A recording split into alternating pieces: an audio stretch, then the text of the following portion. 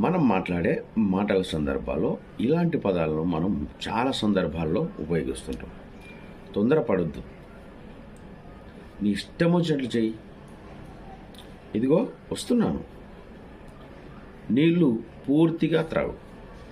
So ఇటువంటి పదాలను మనం ఇంగ్లీష్లో ఏ విధంగా చెప్పాలి అంటే, తొందరపడొద్దు, డోంట్ బి హ్యాస్టీ అని చెప్పేసేయండి. తొందరపడొద్దు, డోంట్ బి హ్యాస్టీ. సో అట్లాగే నీ ఇష్టం వచ్చినట్లు చెయ్యి, డూ యాజ్ యూ లైక్.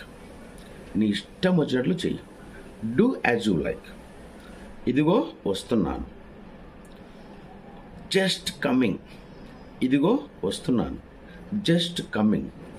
నీళ్ళు పూర్తిగా త్రాగు, నీళ్ళు పూర్తిగా తాగు. డ్రింక్ అప్, నీళ్ళు పూర్తిగా తాగు అంటే డ్రింక్ అప్ అని చెప్తారు.